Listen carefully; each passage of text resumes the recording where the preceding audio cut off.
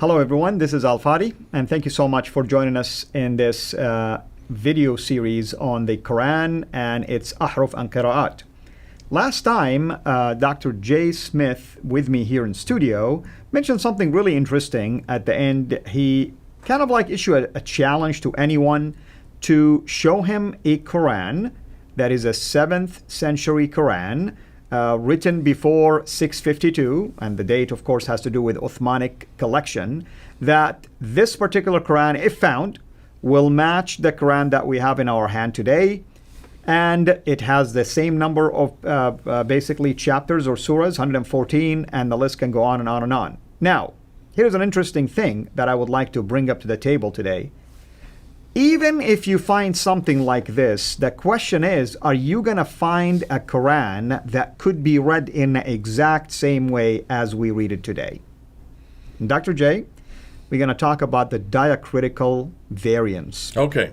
And that's why I'm asking this question. And the answer is absolutely not, because of this another conundrum. And this has to do with the Arabic language itself. The Arabic language, the alphabet of the Arabic alphabet was very crude, could not have accommodated what we now know today. When it was introduced in the 7th century, we're not going to go back to the history of the Arabic. That's now something that Al-Jalal is coming up, and Dr. Mark Dury is coming up with studies showing that even the Arabic... Jalad, yeah, that's right. Jalad, and they're coming up with studies that actually show that the Arabic that's in the Quran is even from that part of the world. It looks like it's from the southern Levant, about 600 miles. Nabatean, isn't that interesting? That's which supports and corresponds with what Dan Gibson is finding and what we're finding. And everything else, And also the geographical locations within the Quran are also from the Nabatean. But nonetheless, back in the 7th century, what we do know is that they were just skeletal consonantal texts. Let's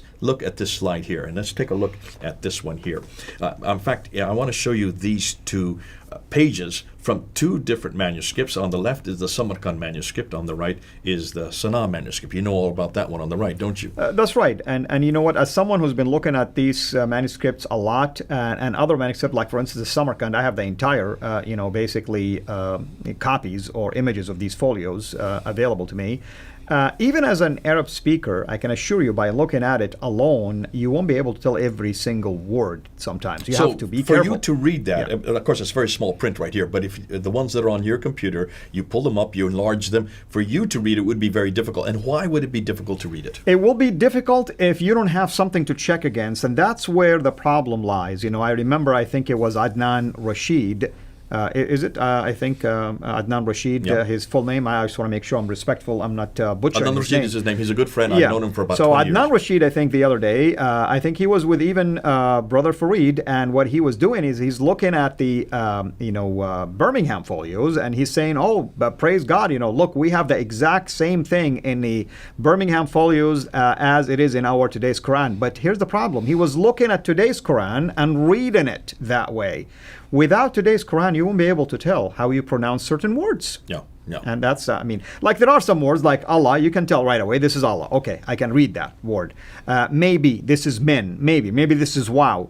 But to be careful and try to say this is exactly the same way, that's where we get into the different qira'at. Okay, now you're kind of going over the head of a lot of people that are watching. There's an awful lot of people who did not understand the last 5 minutes. And the reason why is, take a look at it again. What is it that's missing in these two pictures? And that's why we're talking about the diacritical marks. And what is that? What do you mean diacritical? That's a big word. Basically, you have a letter. In this case, we're using the Arabic letter. And by virtue of the location of certain dots or marks on them, you'll be able to read it and pronounce it correctly. Okay, let's do that. Let's go into the next slide and let's look at the alphabet. Now, here is today's current alphabet. This is what you have in modern standard Arabic. And there, as you see, there are 28 letters there. Correct. However, take a look. Of those 28 letters, 6 of them, or 7 of them, let's say 7 of them, do not, no, 6 of them. Some say 7, some say 7. I'm going to go with 6, okay? These are the 6 that do not need any dots. And the first one is what? Alif. Next one? Kaf. Next one? Lam. Next one? Mim. Next one? Ha. Next one? Wow. So those are the 6 that are circled in yellow. Those do not need any dots.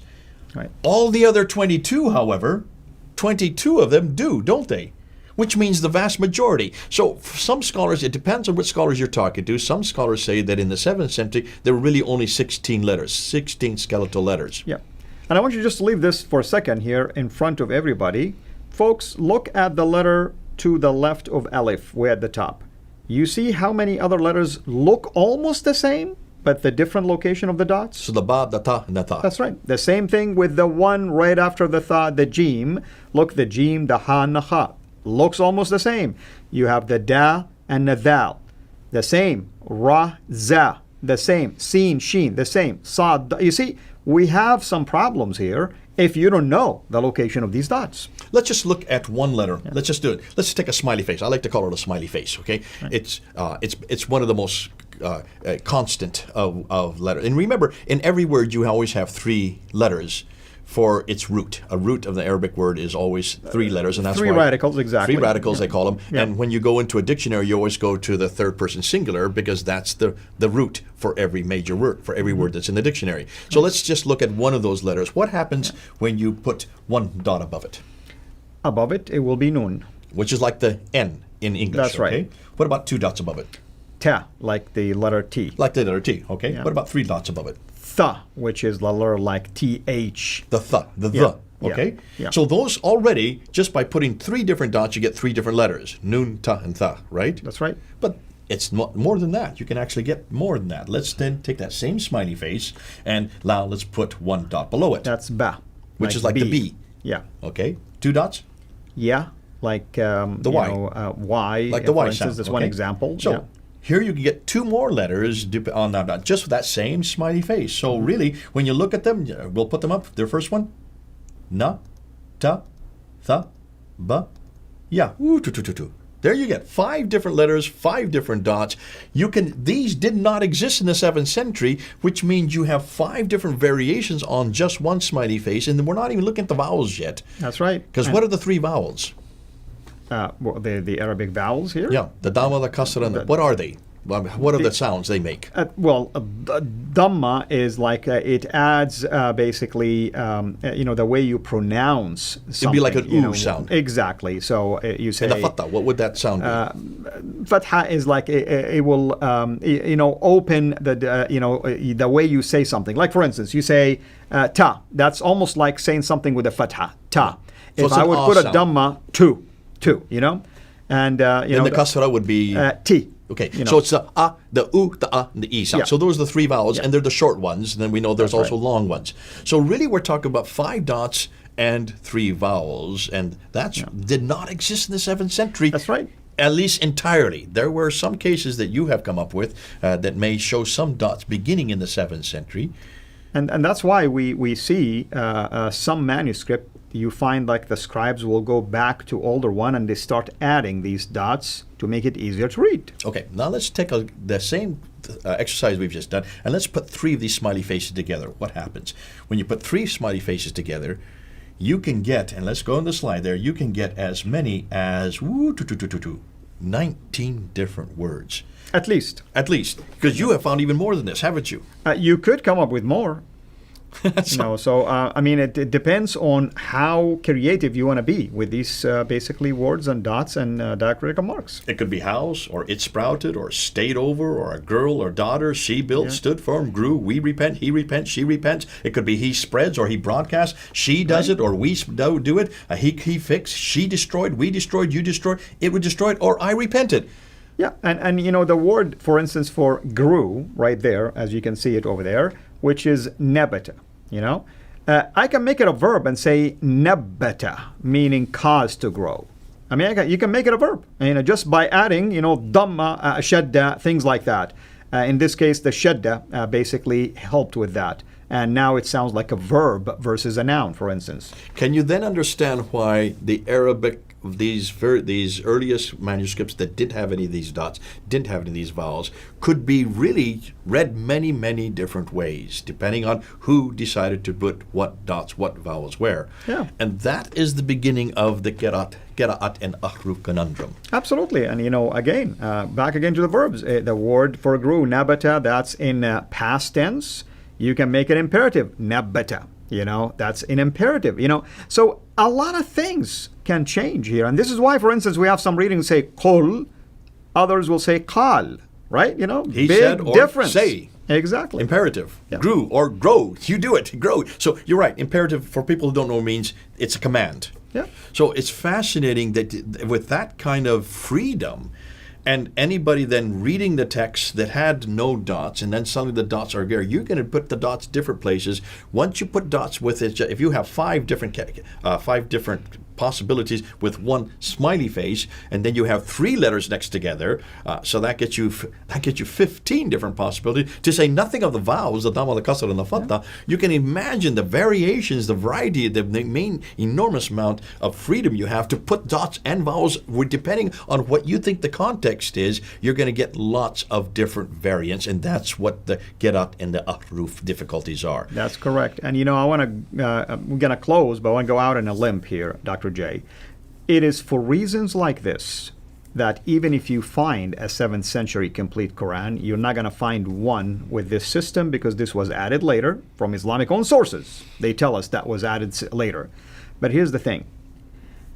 It is becoming more and more obvious, forensically speaking, that the issue, the conundrum of qira'at existed at a later time, and you have a tradition like Bukhari's trying to take it back to the days of the Prophet to make sense of it.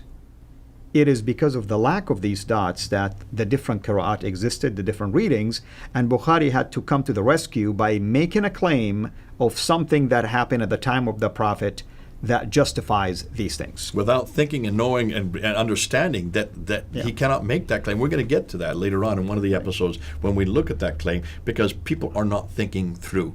This claim makes no sense in the 7th century. It makes all the sense in the 9th century when it was written. Exactly. But not in the 7th century. And it makes sense that immediately after, Ibn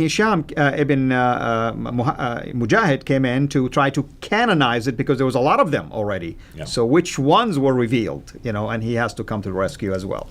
Good man. Yep. All right.